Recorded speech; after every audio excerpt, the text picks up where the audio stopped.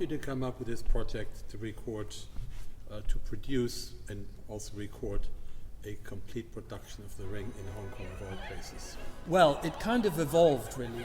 I've always had a keen interest in Wagner myself, and in my previous job in upstate New York at Glimmerglass Opera, I couldn't believe it when I discovered that North America had never had a stage production of Wagner's second opera, Das Liebesverbot, The Ban on Love. So I organized the first ever staging in North America of that opera.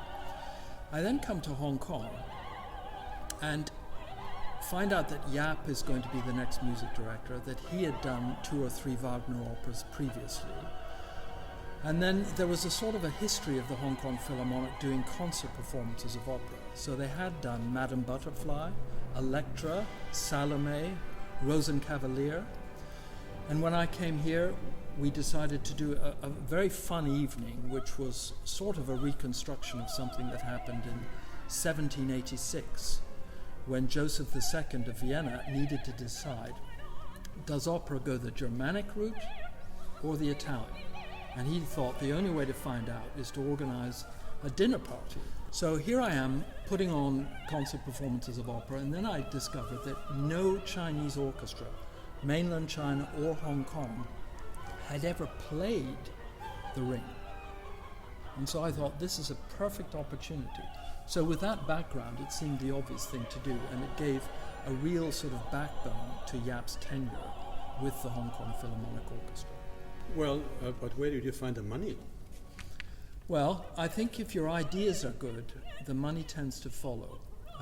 So that's part of my job, you know, music for art's sake, but money for Christ's sake. Need more orchestra managers like you.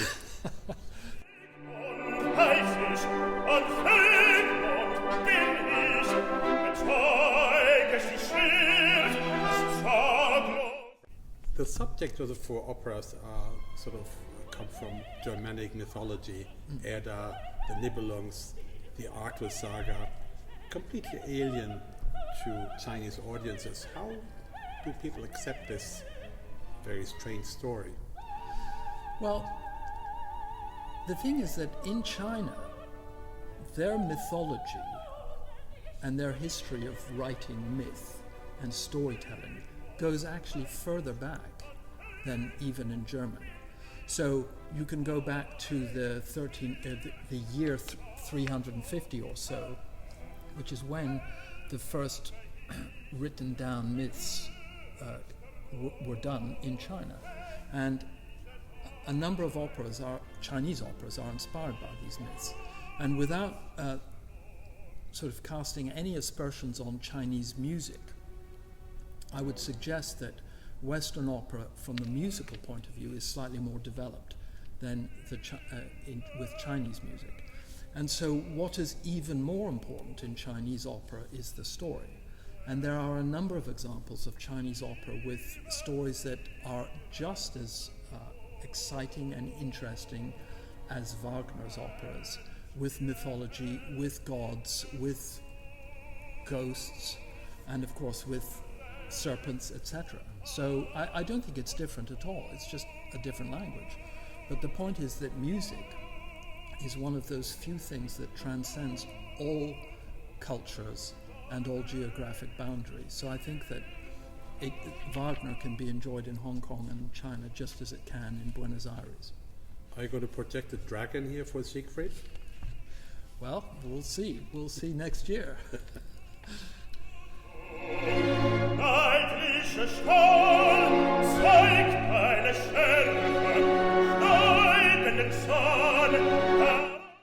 You have probably assembled one of the most international casts ever to be on the stage to perform a Wagner opera.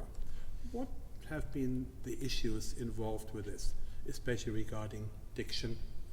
Do you have a coach, a speech coach, language coach? Well, I'd like to take a step back first and say that having been in the opera business myself before doing fully staged operas, concert performances of operas are actually, particularly when they're being recorded, are actually rather attractive to singers because you get good fees and the amount of time that you have to dedicate to being in whatever town it is much less than for a staged opera.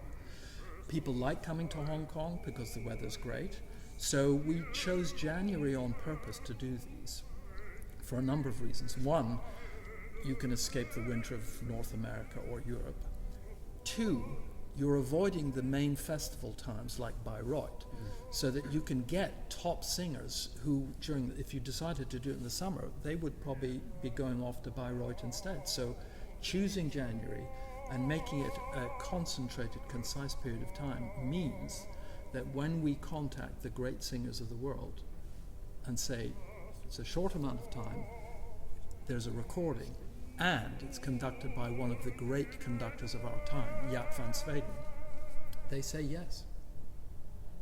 But what are the issues with having such an international cast? I mean, in Walküre at least you have 3 Germans. You have a German Brünnhilde, you have a Hunding, and of course you have Matthias Görner as Wotan again. But how about all the others with the diction and so on? I mean, I must say I was very happy with Rheingold. It was by and large all intelligible what they sang. I'm delighted. Well, diction is a major issue in opera because they did some tests at English National Opera in London because they only sing in English there, and they were asking, they did a survey with the audience of how much of that did you understand in your own language, and they only understood 20% of it. So diction is a very, very important thing. And of course we ask that everyone comes here prepared not just musically but also in terms of diction. And of course we've got people here to oversee it and to comment on it and to improve it for the performances and of course for the recording. Of course, in a concert performance and a recording, it's even more, the people are much more clearly audible than in a stage performance where they run around with microphones attached to the lapel microphones. Yeah.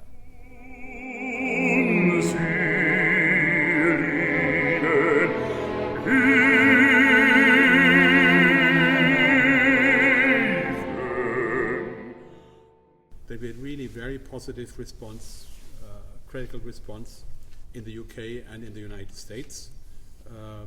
It was a bit more difficult in Germany. Do you think that the whole music scene has now become so international that people don't really mind anymore from where a performance comes from, who is a performer, as long as the quality is first class? You've touched on it. The quality has to be first class. But I do think that the sound has become internationalized. So, for example, in an orchestra, 50 years ago, there probably weren't very many Asian players in the North American orchestras. Now, they dominate in the strings. And here in Hong Kong, because the Asian string players are so strong, we've got a superb string section. And Jaap actually compares us favorably with some of the great orchestras of Europe and North America. And he says that his dream is for the Hong Kong Philharmonic to be the Berlin Philharmonic of Asia. And I think we're very, very close. Well, of course, as a first-class string player himself, he's really raised the level of string playing enormously over the 3 or 4 years he's been here now. Yeah. So I can... Yeah, and you listen to that Rheingold, it sounds really, really good.